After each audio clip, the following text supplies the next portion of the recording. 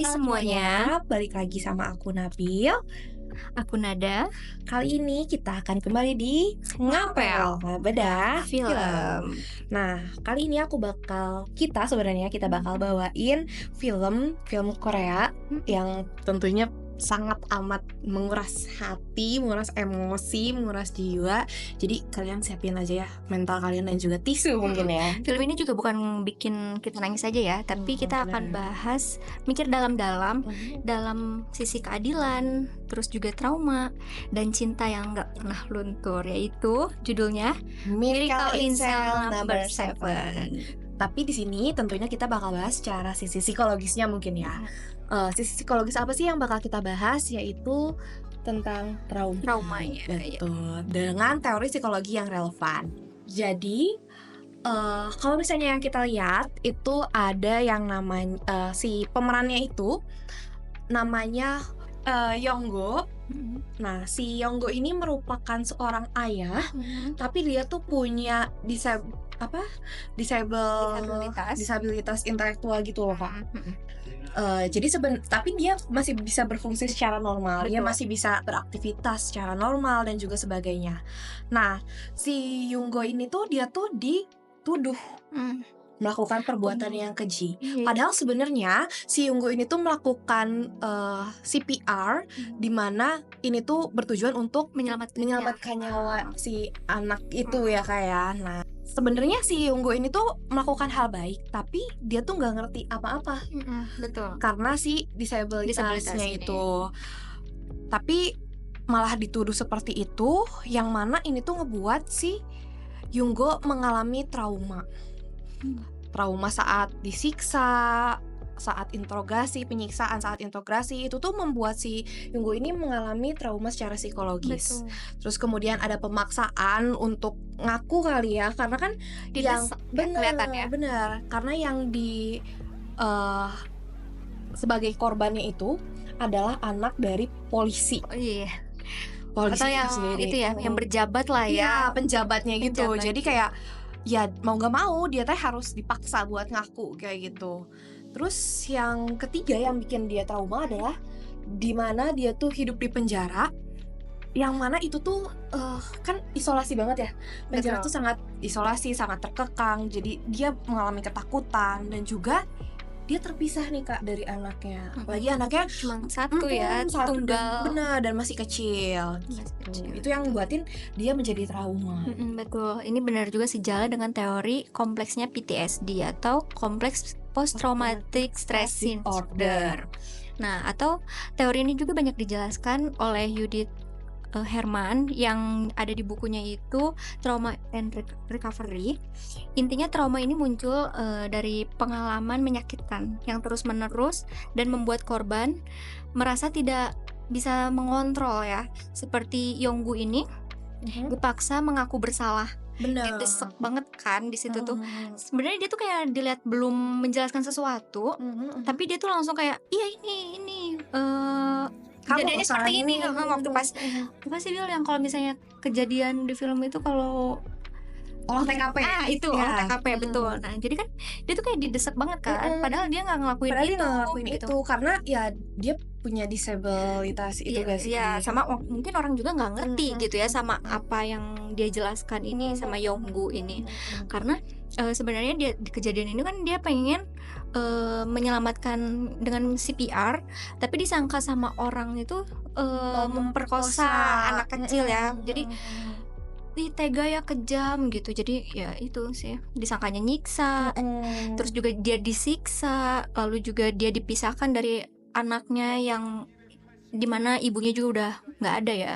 Nah, emang kompleksitas dari PTSD ini tuh yang ngebuat dia tuh ngerasa bahwa ya orang-orang yang berkuasa itu adalah dia yang bisa mempengaruhi hidupnya gitu ya kayak. Betul. Karena dia sangat rentan terhadap desakan dari orang luar kayak gitu. Betul.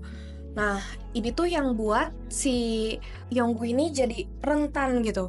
Rentan karena kognitifnya yang kita tahu bahwa dia disabilitas intelektual, jadinya dia nggak ngerti apa yang terjadi sebenarnya, dan dia pun hanya mengikuti apa yang ada. Jadi bener-bener gak bisa ngebela diri ya Kak, Betul. kayak gitu. Jadi ya udah, dia cuman tunduk dan bertahan gitu. Nah ini tuh namanya kalau di sisi psikologis adalah fawn response gitu. Jadi dia karena mendapatkan tekanan dari orang yang sangat berkuasa dan kuat, dia jadinya merasa bahwa iya aja, iya aja, cuman ngikutin apa yang ada tanpa bisa melakukan perlawanan. Dan juga karena figur yang otoritas yang lainnya itu, dia mau ngejelasin juga nggak ngerti gitu si orangnya itu ya. Iya benar, karena dia menganggap orang ini adalah apa yang bakal ngebela aku, padahal sebenarnya dia yang nyakitin ya. Iya betul, dia sempat di itu juga kan, kayak dia kan aku lupa, pokoknya dia katanya bakal biar cepet keluar, biar anaknya selamat, tapi padahal enggak ya. Jadi ngejerat hukumannya lebih parah sih. Dia selalu diiming-imingi dengan itu anaknya, itu anaknya ini, anaknya itu, biar nggak kenapa-napa anaknya gitu. Nah, mungkin sekarang kita ngebahas si Yongsu-nya itu, anaknya yang dimana, iya, yang dimana ini anak kecil, lucu banget ya, gemes banget, apalagi gedenya juga cantik ya. Iya betul. Nah sekarang tuh dia jadi korban kan semua ini, yang dimana dia tuh anak kecil, dia udah melihat kejadian yang terjadi sama ayahnya, tetapi dia tuh sebenarnya nggak bisa apa-apa karena masih kecil itu kan. Benar. Dipaksa juga, nggak punya kekuatan untuk melawan itu juga. betul. Kali ya. Nah ini juga bisa dikaitkan dengan childhood trauma. Apa tuh sebenarnya Kak childhood trauma? Nah itu tuh ada 3 tahap dari Judith Herman. Oke, masih dalam si Judith Herman ini ya. Yang pertama itu ngalamin tahap safety, yang dimana kehilangan rasa aman di saat ayahnya tertangkap ya. Nah dia udah piatu juga, ibunya nggak ada, jadi dia waktu itu dititipin ya? Iya nggak sih, dititipin di apa namanya, atau panti asuhan? Panti asuhan. Nah dia juga jadi heran kan kenapa dia disimpan di situ gitu ya, padahal dia masih punya ayah gitu. Kenapa ayahnya tiba-tiba ditangkap gitu. Nah dunia awalnya juga kan hangat ya, dia tuh terjalin sama ayahnya tuh, kelihatan lah tanggung jawab banget ayahnya, attachmentnya sangat amat secure dengan ayah dan anak ini, benar-benar attachmentnya secure. Jadi si Yesungnya juga ngerasa bahwa ya udah, dunia aku udah aman sama ayah gitu. Kayak misalnya pengen ayahnya tuh bertanggung jawab, pengen ngebeliin tas Sailor Moon itu kan.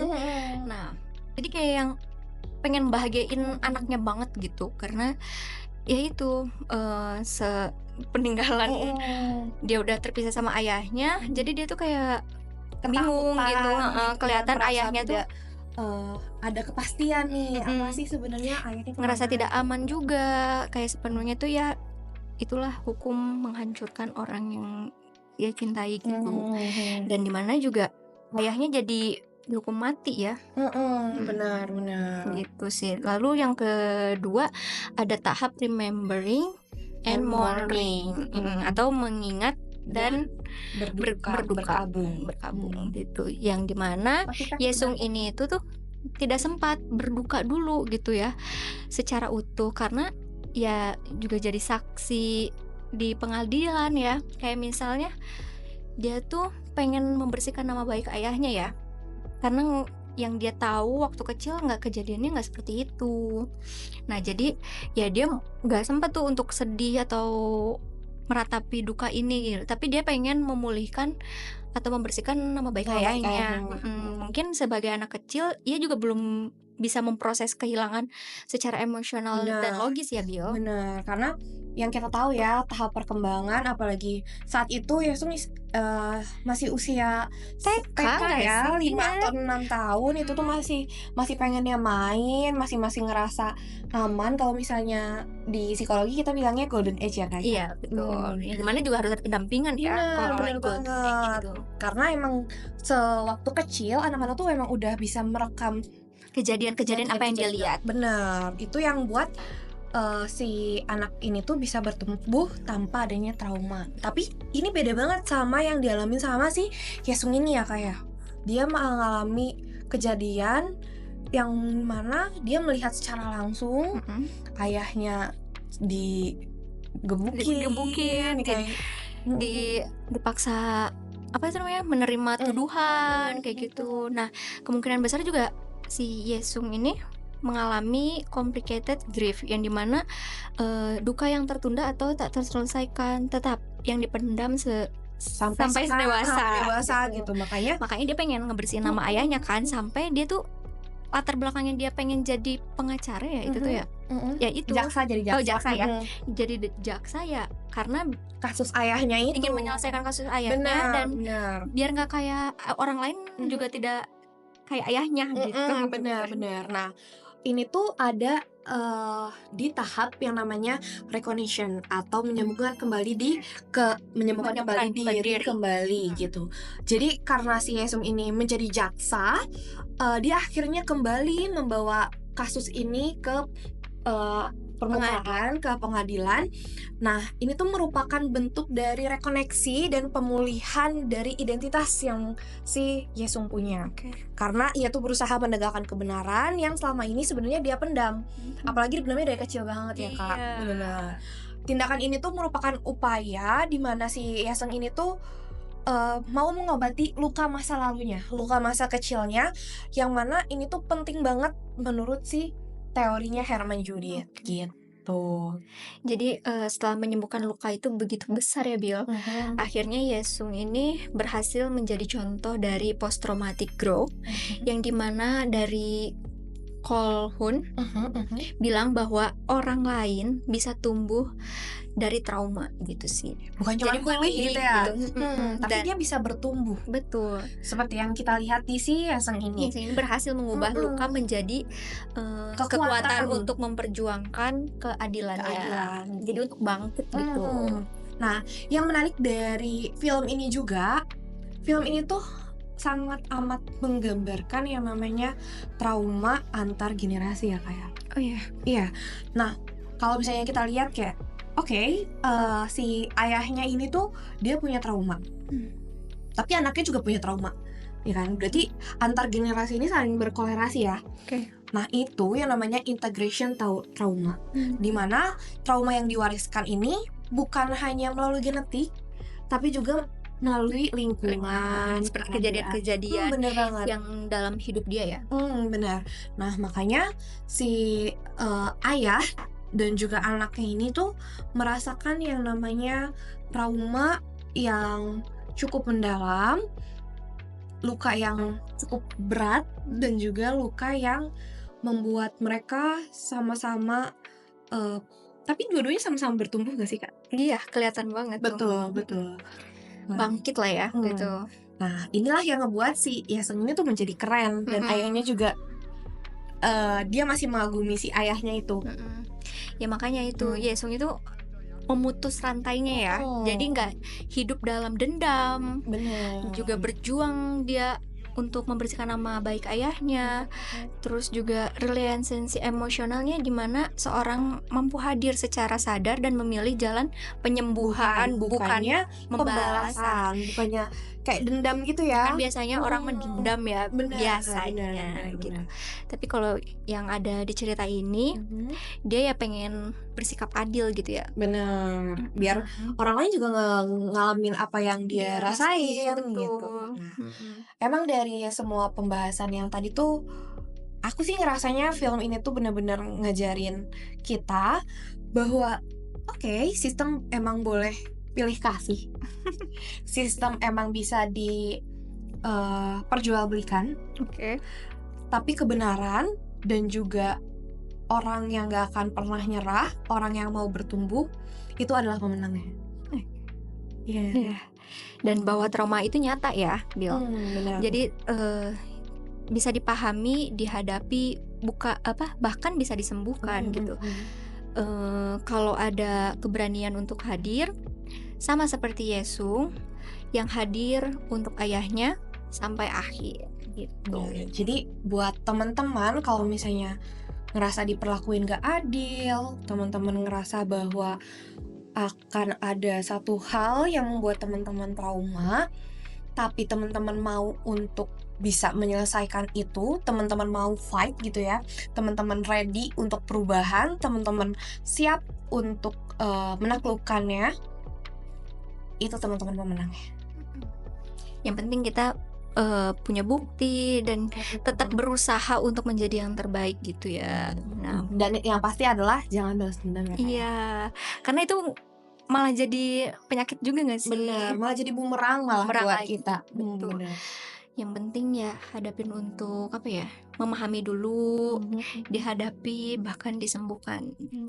Emang gak mudah. Tapi kalau misalnya teman-teman ngerasa teman-teman memerlukan bantuan, teman-teman bisa banget ngehubungin kita di rumah keluarga cerdas ini, atau teman-teman bisa hubungin profesional yang lebih expert gitu ya di bidangnya. Nah, mungkin Kalau misalnya kalian punya cerita yang serupa, jangan ngerasa sendiri, pasti bener banget. ada orang lain yang bisa menemani. Ya, makanya cerita ke orang ya yang kamu percaya Benar. gitu. Nah, mungkin segitu dulu pembahasan kita pada hari ini. Ingat satu lagi, jangan pernah ngerasa sendiri. Jadi, see you. Jangan lupa like, comment, and subscribe.